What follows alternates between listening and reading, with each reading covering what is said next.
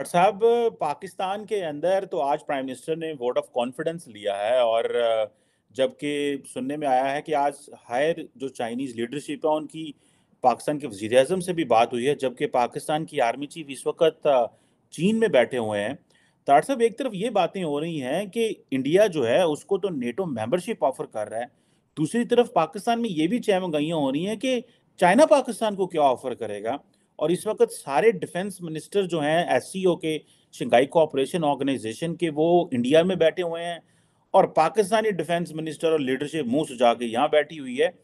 मेरा सवाल इसमें इम्पोर्टेंट ये बनता है कि आज तो दिल्ली में होना चाहिए था। हम इंडिया के साथ मामला जो हमने ख़राब तो हैं ही हैं, हमने बाकी ममालिक के साथ भी अपने ख़राब कर रहे हैं वहाँ पे ना जाके।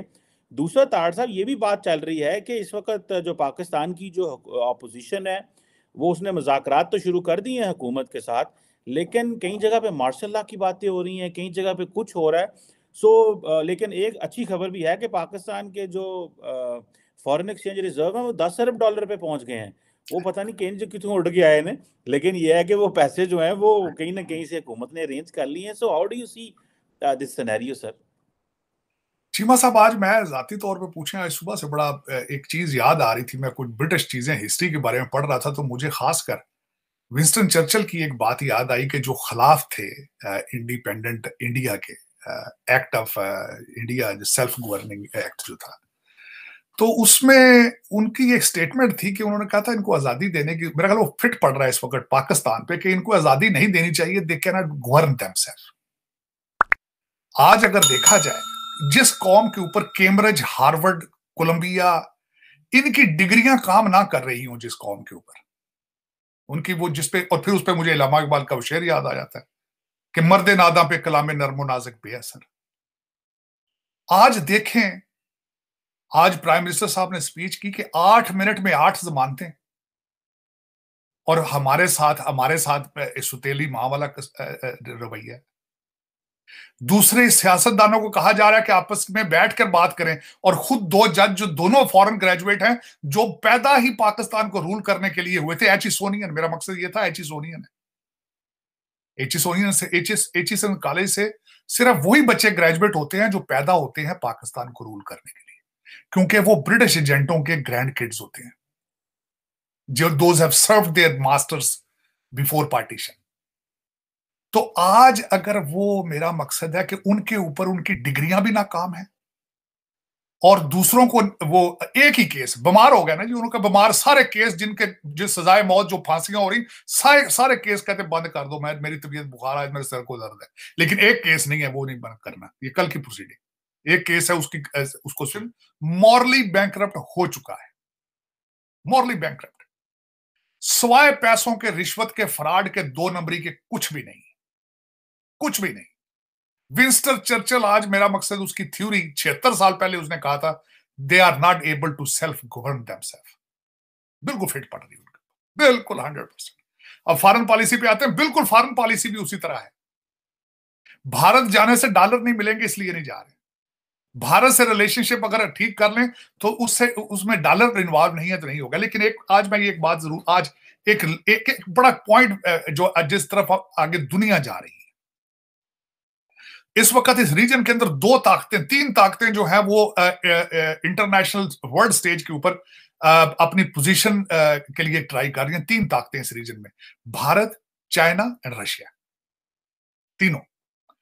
इन्होंने हिस्ट्री को चेंज करके रख दिया।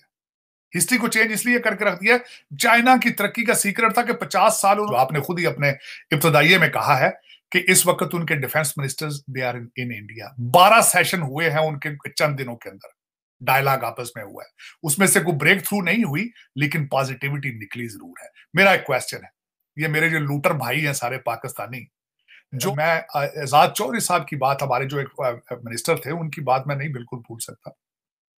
उन्होंने एक आर्टिकल लिखा था, उन्होंने कहा था कि इन पाकिस्तान को सबक सीखना चाहिए भारत और चाइना की रिलेशनशिप पे। एक दूसरे के साथ जंग भी कर रहे होते हैं, ट्रेड भी कर रहे होते हैं, लेकिन हमारे सिर्फ एक ही काम करने में तेज है, नफरतें, कदूरतें, ट्रबल्स, शरारतें, ये सारी चीज रखा जाता था कि एक ह्यूज डिफेंस बजट रखने के लिए, कि अगर हमारे पास ये टैंक नहीं होंगे तो फिर ये भारत आ जाएगा। आज तो फिर वो अहमद मीर साहब की स्टोरी बाहर निकल चुकी है कि टैंकों को जंग लग चुका है और हमारे पास डीजल ही नहीं है। तो अब आपकी दुश्मनी भारत के साथ क्या फायदा है आपको? और सबसे बड़ी उसको रिटर्न में देखें, अगर ट्रेड शुरू किया जाए उनके साथ, वो अगर ये मान ली जाए बात कि वो रीजनल पावर बन रहे हैं, जो कि वो बाकी बन रहे हैं, इसमें कोई शक नहीं है। आपकी आंखें बंद कर लेने से भारत की तरक्की रुक नहीं जाएगी। आपकी उनके साथ नफरत करने से भारत की तरक्की रुक नहीं जाएगी। हाँ, ये जरूर है, अगर आप ट्रबल इस रीजन में बनाएंगे, आप खुद भी जलील होंगे, उनकी तरक्की की शायद स्पीड स्लो हो जाए, लेकिन ये रुकेगी नहीं। उनके जो पिछले 10-15 साल का सफर है, दुनिया किताबें लिख रही है उस पर। जिस तरीके से उन्होंने डिजिटल इंडिया बनाया है 8-10 साल के पीरियड में, जिस तरह मैंने आपको कहा था 80 मिलियन ब्रॉडबैंड से 850 मिलियन ब्रॉडबैंड का इस्तेमाल, और जिस तरीके से वो आगे जा रहे हैं, आगे आर्म्स बेच रहे हैं आईफोन में और आर्टिफिशियल इंटेलिजेंस में और दूसरी चीजों में जहां आगे जा रहे हैं, आपको चाहिए ये नफरतों के दरवाजे बंद करके कुछ लर्न करें, उससे एक सक्सेस स्टोरी सामने रख के उससे लर्न करने की कोशिश करें। हाँ, दूसरा एक बात यह है कि आज मैं एक इंटरनेशनल ऑर्गेनाइजेशन ने पोल किया है और उसमें उन्होंने जब लोगों से क्वेश्चन किया कि what is the solution of Pakistan, I was shocked that 80% of people they were saying martial law is the only remaining solution for Pakistan. क्योंकि इस वक्त जाती तौर पे बताएं कि जो हाइब्रिड, जिस तरीके से चौधरी परवेज इलाही साहब के घर की चादर चार दीवारी के तकद्दस को पामाल किया गया, उनके घर के मरकजी दरवाजे को बख्तरबंद गाड़ी मारकर उस दरवाजे को तोड़ा गया। आपने देखा कि जिस तरीके से पिछले 1 साल में ये इम्पोर्टेड हुकूमत जो हथकंडे इस्तेमाल कर रही है, उससे पीछे अगर आप जाएं तो आपको 4 साल की जो पाकिस्तान तहरीक इंसाफ की हुकूमत थी इमरान खान साहब की क़यादत में, वो कभी किसी सियासी मुखालिफ के साथ इस तरह की हरकतें करते हुए पुलिस को, इंतजामिया को नहीं देखा होगा। और उसके साथ साथ चौधरी परवेज इलाही और उनके खानदान ने भी हमेशा रवादारी की सियासत की है, लेकिन आज आधी रात के वक्त जिस तरीके से चौधरी साहब के घर की चादर चार दीवारी के तकद्दस को पामाल किया गया, ये पाकिस्तान की सियासत, पाकिस्तान की अखलाकियात, पाकिस्तान का जो एक सामाजिक एक कॉन्ट्रैक्ट है पब्लिक का एक दूसरे के साथ, उसमें आपको इसकी कोई मिसाल नहीं मिलती। इससे पहले आपने इससे भी घटिया हरकत होते देखी थी जब इमरान खान साहब के घर का दरवाजा ना सिर्फ तोड़ा गया बल्कि वहां पर आंसू गैस बेदर्दी से चलाई गई, लोगों को मारा गया, लोगों के साथ बेदर्दी से सलूक किया गया। और उसके बाद आज आपने ये देखा, और उसके साथ साथ आपने देखा जिस तरीके से हमारे बहुत सारे लोगों को उठा लिया जाता है, उन पर झूठे मुकदमात बनाए जाते हैं। ये फुटेजेस भी जमहूरियत के लिए कुछ ज्यादा अच्छी नहीं है। दोनों सियासतदानों को ये सोचना चाहिए, कल किसी की हुकूमत होगी, कल अगर रायविंड पर आंसू गैस चल रही हुई तो मरियम नवाज शरीफ साहिबा क्या कहेंगे? कल रायविंड पुलिस गिरफ्तार करने गई और आगे से आंसू गैस, माफी चाहता हूं, पेट्रोल बम और पथराव किया गया पुलिस के ऊपर, तो इमरान खान साहब अगर हुकूमत में तो क्या कहेंगे? बुरी मिसालें सेट कर रहे हैं, अच्छी मिसालें हमारे सामने इस वक्त सेट नहीं हो रही। बड़ी अनफॉर्चुनेट बात है हमारी जमहूरियत के लिए। लेकिन इस फिक्स से आगे जाने का रास्ता क्या है उस पर भी बात करते हैं, लेकिन 2 चीजें आपको सुनाना चाहता हूं। मोहसिन नकवी साहब जो कि निगरान वजीर आला हैं इस वक्त पंजाब के, उन्होंने एक प्रेस कॉन्फ्रेंस की, क्या कहा जरा सुनिए। इमरान खान साहब ने कल भी पुलिस वालों को थ्रेट किया है, अगर उनको पुलिस पे ट्रस्ट नहीं है, जो सिक्योरिटी पुलिस ने दी हुई है उसको वापस भिजवा दें। ये नहीं हो सकता कि आप पुलिस वालों को गालियां दें और कहें हमें सिक्योरिटी दो, ये नहीं होगा। ये तो सिर्फ एक बात उन्होंने कही था। दूसरी वाली बात को उन्होंने हाथ तोड़ देंगे, हम तो लेवल प्लेइंग फील्ड देना चाहते हैं, अगर कोई ना ले तो उसका क्या होगा? क्या ये साउंड है हमारे पास?